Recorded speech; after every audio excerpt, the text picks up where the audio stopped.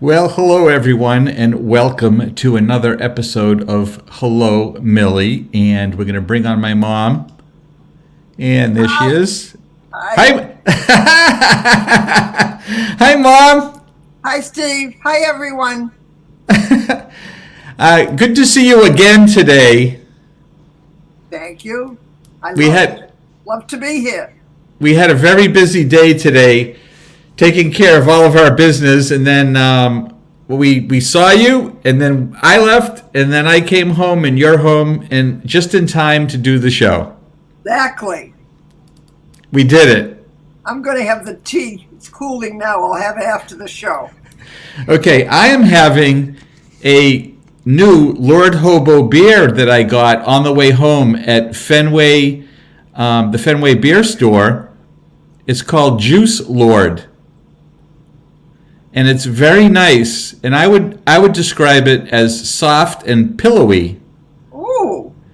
Really, really nice. They're expanding. It's pink, so it might be geared to women, you might say, but I think it's very, very nice, and it's now in the main line of beers, joining all the other beers that they have: Boom Sauce, Hobo Life, Angelica, 617. It's good. Good. Carol tried it; she liked it. Hey. So, cheers to a new beer. Cheers to you, Mom.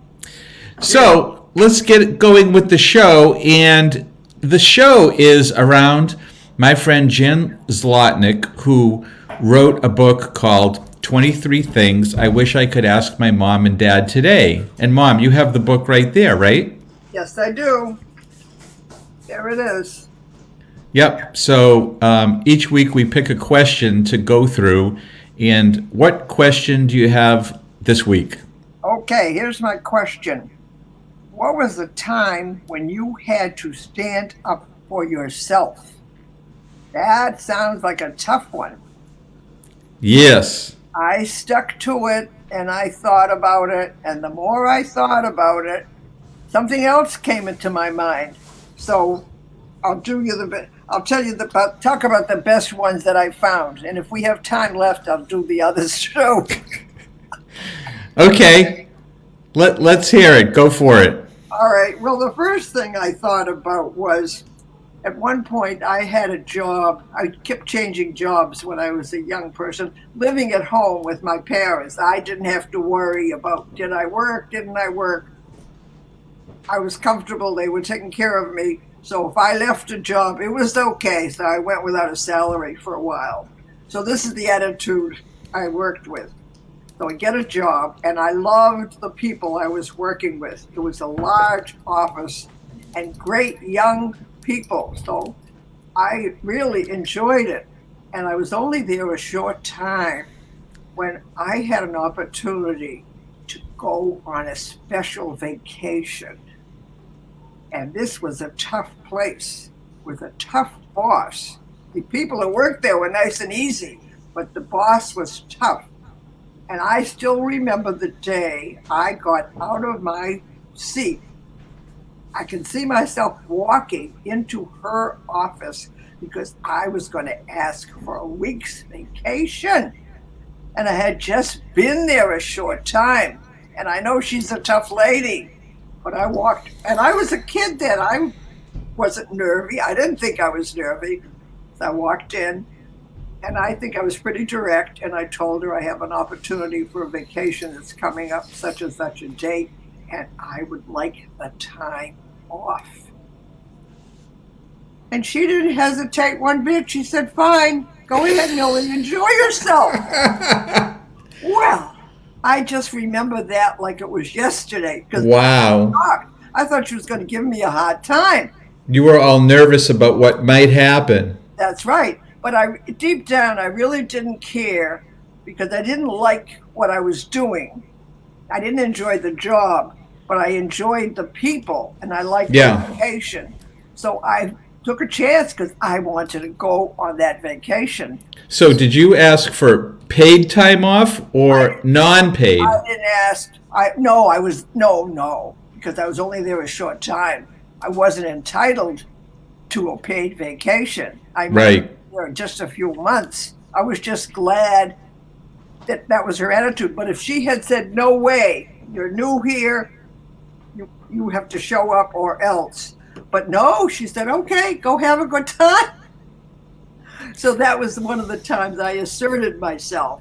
That's very interesting, because one thing that I learned to do when, like, if I went from one job to another, if you're in a job for a long period of time, you accumulate vacation. Yes. So as you're there, you get a few days, and you'll have a week and maybe 2 weeks. Right. And then you start a new job, you start with nothing again. Right. Right. So Right. every year I would take a vacation. So one time when I switched jobs, they were offering me the job, and I wanted to accept it. And I says, well, I'd like to accept this job, but I want you to know I have a vacation planned, and it's coming up on this date, and it's a week away, and I would like to have that week off, not paid. And they said, okay, fine. Okay. So It was all right. You have to ask. you have to ask. Yep. Well, that's what I found out. I asked and it was okay. So Yep, that's great. That was a relief. And the other thing was, this is another little one. When I started blogging, I probably was in my 70s at the time. And I'm doing it every Sunday, 4 o'clock in the afternoon. Somehow that time just worked right for me. It was quiet. I didn't have to rush out of the house. So I spent my time, and I knew what I was going to write about, and it was going well. The only trouble was I wasn't getting any comments. Here I am working away in my leisure. I was enjoying it, but it was odd. No one found me. Right. So what I did, finally, I wrote a post and I said, is anyone out there? I'm a 76-year-old lady and I'd like to get some comments. And the comments started coming little by little. Now that they knew my age and understood where I was coming from, it was okay. So because I wrote that sentence in my blog, I progressed. In the end, I had quite a few readers. So that was a good thing. And the other thing, then there was a big one here. Oh, what was the other one? Do you want me to go and tell one? You go ahead. You tell your thing, and then maybe it'll come to me. Go ahead. So my thing is, I went down to Austin, Texas every year for years and years and years to the South by Southwest conference, right, Ma? Yes. Yep. And I'm gonna share over here one thing that I really, really liked over there. I'll share it over here so you can see. And what this was an acting workshop. Oh. Yep. So, I would go to all the sessions that were related to things I did. Video production, social media, all those things. But I also like to go to things that were outside of things that I would normally do to learn more and expand my knowledge. So I always went to this Jeffrey Tambor acting workshop. And I loved it. I must have gone there 7 years in a row. And what he did, he taught acting. And so he brought 2 young people up on stage, and he would show the audience how he taught acting. So you would sit there and you would learn how the actors learned from him. So he gave them lines that they had to memorize, and they would go up on stage, and then he would say, okay, do the scene, and they'd do the scene. And it was a scene where maybe the guy and the girl, he came in, late, and she's like, where have you been? And he was out drinking, and it was like a confrontation. And they'd do the scene, and he'd say, okay, now he would try and get them to learn how to act more and show more emotion. and he would say to the girl, one time I remember he said to the girl, did you go to Catholic school? And she said, yes, I did. He said, you're a rule follower? She's like, yes, I am. He's like, you're too nice. He's like, your personality is to be nice. So when the husband in the scene comes home drunk and stuff, you're okay, all right, it'll get better, it's not a big deal. He's like, I don't want you to be you. Like, what you're doing is acting, and it's not, what was your family life like? And he would go, he was like a therapy session, and she'd like, oh, I always did what I was told. She went to Catholic school. She never had confrontations, and he said, well, acting is not you. He said, I give you permission to, get mad and get angry and be this certain way. He's like, do the scene again. So then the boy and the girl did the scene, and she got, more emotional. It worked. That's how he did it. He found out what the person was like, and it gave them permission to be, bigger and more, and, have more emotion. And she was crying, and oh my God, the people in the audience couldn't believe what was happening, but it transformed the work and the acting. So that made a big impression on me. And what was really funny is that night after that workshop down in South by Southwest at night, you would go to different bars and things in the hotels, and then you'd line up and you'd get in line. So some of my friends were at this one hotel, and I was getting in line to go in to meet them. So you had to wait in line until some people went out, and then you could go in. You know what I mean? So I was next to go in line, and I was standing there, and some people came from the sidewalk, walked all the way up, stepped in front of me, and they wanted to go next. So normally, in my own personality, I would not be confrontational. As I was, brought up by you and Dad, it would be kind of like, okay, well, I'll just stand back, and I'm not going to get involved in things. That's me. That's how I am. I'm not going to cause any problems. But I just saw the acting workshop, and the guy stood in front of me, and I said, excuse me, I've been waiting in line here a half hour. You cannot cut. Yay! And they left.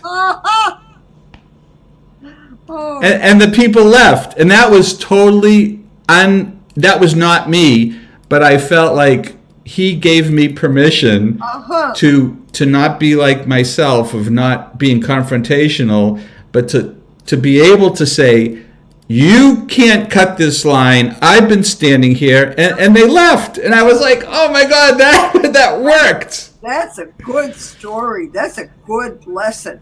Yep. Excellent. That was fantastic. I think of that often. Oh, that's a good one. While you were talking, I remembered what the other story I was going to tell. And this was one that when it happened, I didn't realize how important it was what I was doing. I was very active in Hadassah. I was on the phone a lot at home. I couldn't leave the house too much because Steve was a kid, and he would come home for lunch from school in the middle of the day. So I couldn't go take a job. I had to be home for the kid for lunch. So I found Hadassah as a very good outlet for me. I could be productive, and I had enthusiasm, and I met people. So that was working out good. And then I got a position with Hadassah in a fundraising capacity, donor dinner chairman. Well, that's a big job. The president is big, the vice president is big, and next in line is the donor chairman, because their responsibility is to raise a lot of money. And there were quotas, there were ranges to help you know what you had to aim for. Okay, so I have girls who go to fill an ad book, and they have to go to call the company or the physician, the lawyer, whoever, to ask for a donation and so much for a quarter of a page, so much for half a page. And it was a difficult thing to get the girls to do that. For some reason, I didn't have any trouble because I raised a lot of money myself. And if an incentive was that if you raised so much money, you could have a guest.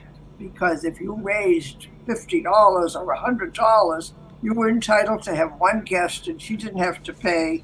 You didn't have to pay because you earned the money. So one year, I remember I must have had 4 guests. I earned so much money. And I liked doing it. It was fine. But my trouble was I couldn't get new girls to go out and do it. And so I don't think I thought about it too much, but one thing I thought was they have to know how to do this. You just can't go in cold and say, hey, we have an ad book, I need a half a page and so much money. You can't do it that way. So what I decided to do was make a skit. And I got girls who were willing to participate in the skit. They liked it. It was fun. So it was so successful in my particular Hadassah group. Somehow national or regional heard about the skit that I had done, and they invited me and my fellow bloggers, no, my fellow Hadassah people. No, this is way before blog. Anyway, they invited us to come as a group and perform the show that I had put together. And I think we went someplace in Connecticut. So it was a big deal because I didn't appreciate what a big deal that was then. But we went down to Connecticut and it went off very well. And I got a few more new girls. It wasn't that successful getting the people to take action, but I got the interest and it opened up the door for new people. And that season the group took in a lot of money for whoever I got. They were hard workers and it was successful. So that's my story about making a move and doing something. Did you hear that story, Steve? Yeah, I've heard that story. Yeah, I've heard it. So that's the way that one went. And then there's a little one where the same company, getting back to the company that I asked for the vacation from, there was a family event, an important event that was taking place in Chicago. And my parents were invited to go to Chicago, and this was a big thing. In those days, the people weren't flying around like they fly today. And my father, we're going to Chicago. And I was working, and there was a time frame that was conflicting because we were going to catch a plane at a certain time. So I couldn't do it because I was working. So again, I had to go into the office and ask the lady to tell her, not to ask her, but to tell her that I needed to leave the office at 1 p.m. because I have this big event. Wow. And she said, you cannot do that. If I let you do that, that's not a good thing because this is a big office and other people are going to ask me the same. So you cannot leave the office. So I said to her, I have an important event and I am leaving at 1 o'clock this afternoon. Goodbye. And she never fired me and she never said a bad thing when I went to Chicago. Wow. That's a big one. Yeah, that was something because by that time I really liked the people I was working with. So I didn't want to lose the job then, but I had to go to. I was flower girl, a bridesmaid at the Chicago. I went to a special person to make me a special gown for this wedding. I had to go, so I went. Wow. Yep. So that's my story. That's great. Yeah. Well, these are some good stories. To wrap it up, I think what I'm going to do is call you on the phone. What about Aaron's story? And Well, I mean, she told 4 stories. Oh, okay. I'm going to call her on the phone now. Make sure her phone's working, because that's our thing today. Let's make sure the phone works. Right. Yes, it's ringing. Thank you. It's ringing. Now I can sleep comfortably. All right. Thanks for the show, and we'll see you again. Okay. Bye-bye. Bye, everybody. Thanks for watching. Okay. Carol, thanks for being my background dancer. Good job, Carol.